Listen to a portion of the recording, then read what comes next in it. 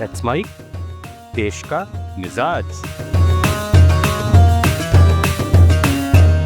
Let's mic में अब बारी देश के मिजाज की। पहले इस वक्त की सुर्खियां। राजस्थान के टोंक में बनास नदी में डूबने से जयपुर के 8 युवकों की मौत। 11 साल पूरे होने पर मोदी सरकार ने शुरू किया अपने कामकाज का जन सर्वे। देश को जल्द मिलेगा नया एयर डिफेंस सिस्टम। और ओडिशा के गजपति में रेप पीड़िताओं ने मिलकर 60 साल के दुष्कर्मी की हत्या की। तो आज की सबसे बड़ी खबर राजस्थान के टोंक जिले से आ रही है। यहाँ बनास नदी में पुराने पुल के पास डूबने से जयपुर के 8 जनों की मौत हो गई। 3 को बचा लिया गया है। मरने वाले सभी लोग जयपुर के हसनपुरा के रहने वाले थे। ये पिकनिक मनाने गए थे। जानकारी के अनुसार बनास नदी में मंगलवार दोपहर करीब 1:30 बजे 11 युवक नहाने गए थे। एक एक कर वे डूब गए। स्थानीय लोगों के सहयोग से पुलिस ने 8 के शव बाहर निकाल लिए। मरने वालों की उम्र 20 से 25 साल के बीच है। पुलिस के अनुसार ये सभी दोस्त हैं। इनमें से कुछ लोग नहाने के लिए नदी में उतरे थे और डूबने लगे। इन्हें बचाने के लिए बाकी दोस्त भी नदी में उतर गए और वे हादसे का शिकार हो गए। जानकारी मिलने के बाद जयपुर पुलिस और मृतकों के परिजन भी टोंक पहुंच गए हैं। घटना पर पूर्व मुख्यमंत्री अशोक गहलोत ने गहरा दुख प्रकट किया है। एक्स पर एक पोस्ट में गहलोत ने कहा कि ये अत्यंत दुखद और दुर्भाग्यपूर्ण है। मेरी गहरी संवेदनाएं शोकाकुल माता पिता और परिजनों के साथ हैं। प्रशासन और सरकार ये सुनिश्चित करे कि भविष्य में ऐसी घटनाओं की पुनरावृत्ति न हो सके। राजधानी दिल्ली के द्वारका में एक इमारत में आग लगने से एक ही परिवार के 3 लोगों की मौत हो गई। वायरल हो रहे वीडियो में अपार्टमेंट बिल्डिंग आग में घिरी हुई दिख रही थी और खिड़कियों से आग की तेज लपटें निकल रही थी। इसी आग से बचने के लिए पिता ने अपने 2 बच्चों के साथ बालकनी से छलांग लगा दी, जिससे उनकी मौत हो गई। दिल्ली फायर डिपार्टमेंट के अनुसार द्वारका इलाके के सेक्टर 13 के एक अपार्टमेंट की 2 फ्लोर्स में ये आग लगी। सोसाइटी के सभी निवासियों को बाहर निकाल लिया गया और बिजली और पीएनजी कनेक्शन बंद कर दिए गए। नुकसान के आकलन के लिए डीडीए और एमसीडी को सूचित कर दिया गया है। देश में सबसे बड़ी चर्चा में बनी हुई खबर राजा रघुवंशी मर्डर मामले में सोनम को मेघालय पुलिस पटना से कोलकाता के लिए लेकर रवाना हो चुकी है। कोलकाता से सोनम को गुवाहाटी ले जाया जाएगा। इसके बाद सोनम को सड़क के रास्ते से शिलोंग ले जाया जाएगा। दरअसल राजा और सोनम शादी के बाद हनीमून पर मेघालय घूमने गए थे, लेकिन इसके बाद दोनों अचानक लापता हो गए। फिर राजा का शव मिला, लेकिन सोनम का कुछ अता पता नहीं था। मामले में नया मोड़ तब आया जब सोनम को गाजीपुर में ढाबे से गिरफ्तार किया गया। मामले में नया खुलासा यह है कि जब आरोपी राजा को मारने से पहले हिचकिचाए तो सोनम ने कहा कि मारो। सोनम के ये कहने के बाद आरोपियों ने राजा को बेरहमी से मार डाला।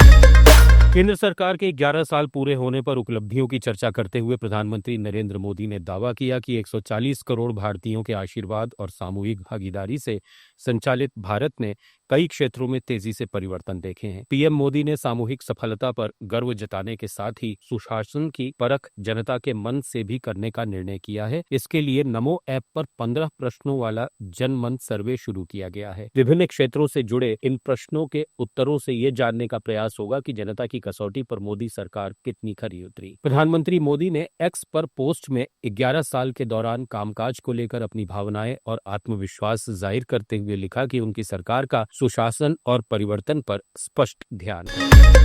ऑपरेशन सिंदूर और आतंकवाद के खिलाफ भारत का रुख दुनिया को बताने गए ऑल पार्टी डेलीगेशन से प्रधानमंत्री नरेंद्र मोदी आज शाम 7 बजे मिलेंगे। मुलाकात प्रधानमंत्री आवास पर होगी। इस दौरान सभी डेलीगेशन ग्रुप अपने विदेश दौरे में हुई बातचीत की जानकारी पीएम मोदी को देंगे। संसदीय कार्य मंत्री किरण रिजिजू ने सभी 7 डेलीगेशन के सदस्यों को मुलाकात की जानकारी दी है। आपको ध्यान होगा कि केंद्र सरकार ने ऑपरेशन सिंदूर के बाद अलग अलग पार्टियों के 59 सांसदों को 33 देशों में भेजा था। इन सांसदों को 7 ऑल पार्टी डेलीगेशन में बांटा गया। डेलीगेशन के साथ 8 पूर्व राजनयिक भी शामिल थे।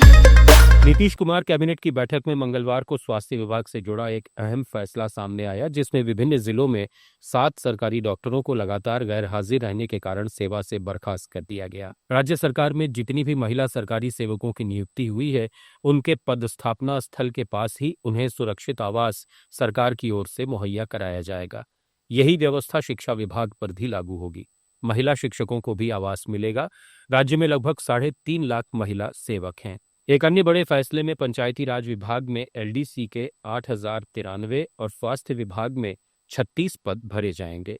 सरकार ने जन्म और मृत्यु रजिस्ट्रीकरण संशोधन नियमावली बनाई है। नए नियम में जन्म और मृत्यु का रजिस्ट्रेशन अब और आसान और डिजिटल तरीके से हो सकेगा। पश्चिम बंगाल विधानसभा में सशस्त्र बलों की प्रशंसा करने वाला प्रस्ताव पेश किया गया। इस दौरान सीएम ममता बनर्जी ने केंद्र सरकार पर निशाना साधा। ममता ने कहा कि पहलगाम आतंकी हमला केंद्र की लापरवाही का नतीजा था। आतंकी हमले वाली जगह पर सुरक्षाकर्मी क्यों नदारद थे। उन्होंने कहा कि भाजपा सशस्त्र बलों की वीरता का राजनीतिकरण करने की कोशिश कर रही है। भाजपा सरकार को चले जाना चाहिए क्योंकि वो देश के लोगों को सुरक्षा देने में नाकाम है। उन्होंने प्रधानमंत्री मोदी पर कटाक्ष करते हुए आरोप लगाया कि पीएम मोदी केवल अपने बारे में विज्ञापन देने में बिजी हैं।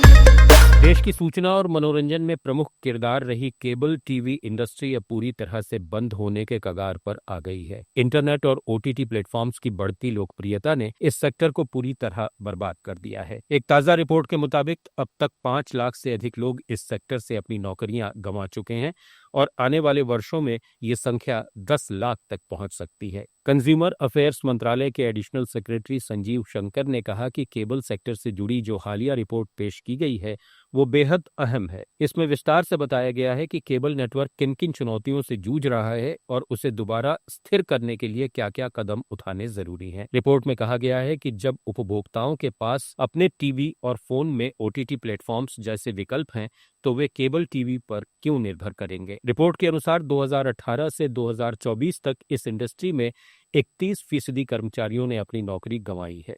वहीं 2024 में जहां केबल टीवी के 11 करोड़ से ज्यादा सब्सक्राइबर्स थे, वो 2030 तक घटकर सिर्फ 7 से 8 करोड़ के बीच रह जाएंगे।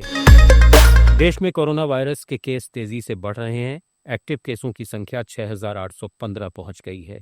बीते 24 घंटे में 324 नए मामले सामने आए हैं। केरल में सबसे ज्यादा 2053 केस हैं। स्वास्थ्य मंत्रालय के अनुसार कोरोना के नए वेरिएंट से 12 राज्यों में 68 मरीजों की मौत हुई है। सोमवार को केरल, दिल्ली और झारखंड में एक एक मरीज ने जान गंवाई। महाराष्ट्र में सबसे ज्यादा 18 मौतें हुई हैं। मध्य प्रदेश के ग्वालियर में सोमवार को 3 डॉक्टर समेत 6 नए केस सामने आए। इसके बाद से जिला प्रशासन और स्वास्थ्य विभाग हाई अलर्ट पर है। भारतीय सेना को और अधिक मजबूती देने के लिए जल्द ही नया एयर डिफेंस सिस्टम मिलने वाला है। डिफेंस के अधिकारियों के मुताबिक रक्षा मंत्रालय चीन और पाकिस्तान बॉर्डर पर तैनाती के लिए quick reaction surface to air missile system की 3 रेजिमेंट खरीदने को लेकर विचार कर रहा है। ये डील करीब 30,000 करोड़ की होगी। ये सिस्टम दिन और रात दोनों समय कारगर है। इसकी सफल टेस्टिंग भी की जा चुकी है।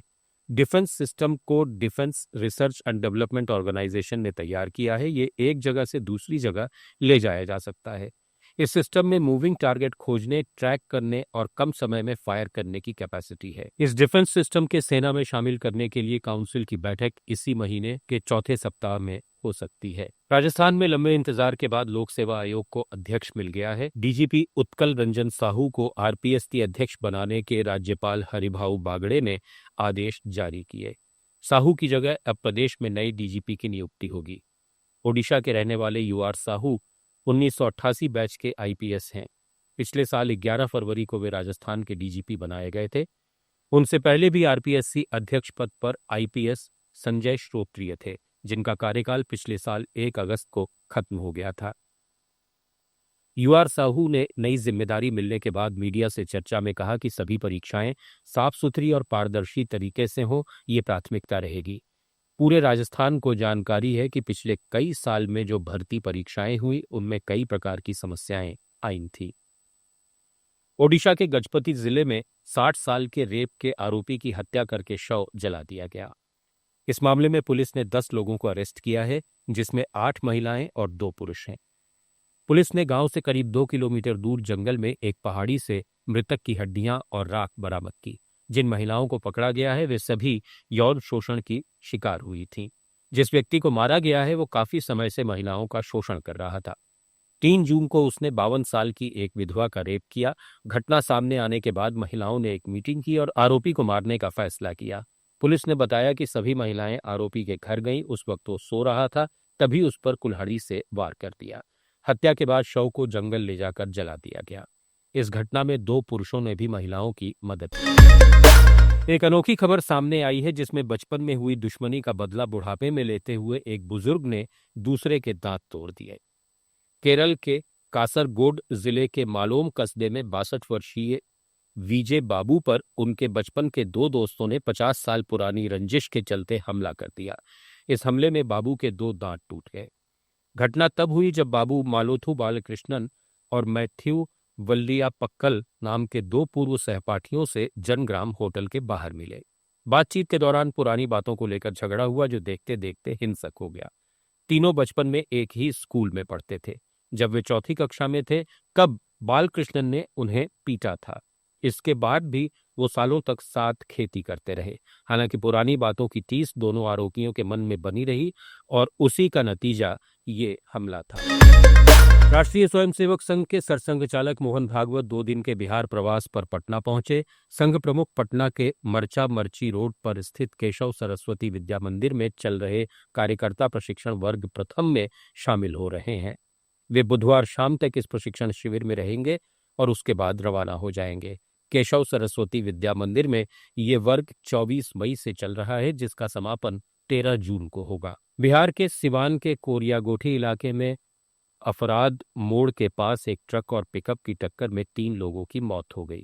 ट्रक और पिकअप की टक्कर इतनी जोरदार थी कि पिकअप के परखचे उड़ गए और उसमें सवार 3 लोगों की घटनास्थल पर ही मौत हो गई। ये सभी मुजफ्फरपुर से आम लेकर आ रहे थे। सभी मृतक सिवान के रहने वाले थे। टक्कर की आवाज इतनी तेज थी कि आसपास के लोगों की नींद खुल गई।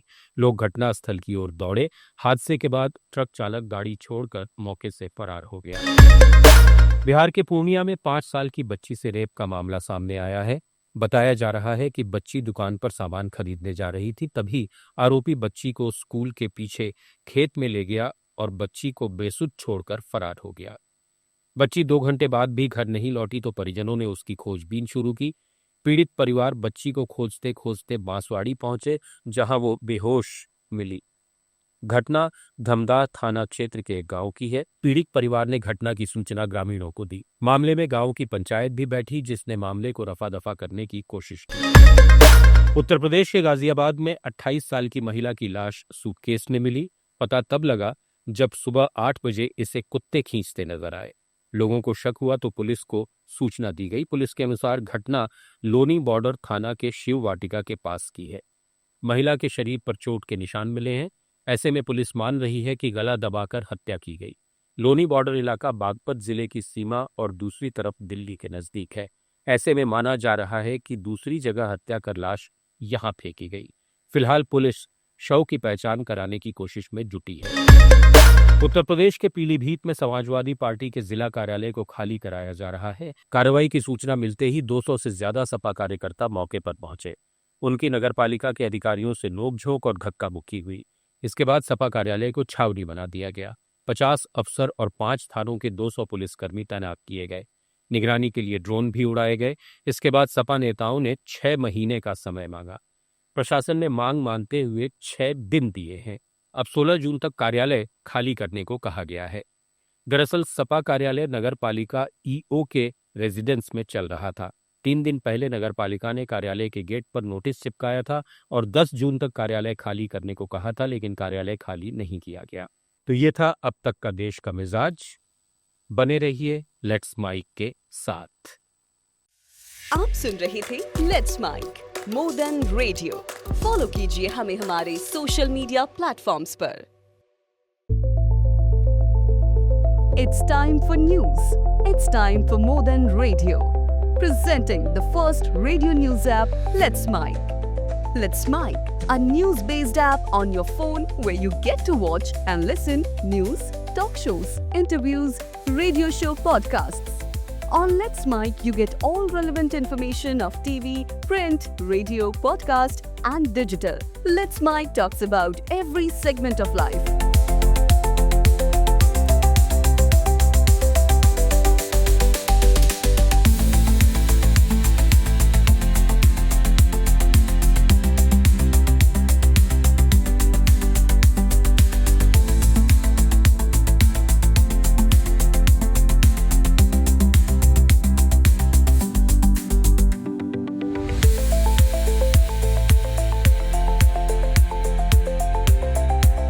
Let's Mic is not just a revolutionary idea. Download the app now from Play Store. Available both on Android and iOS mobile phones.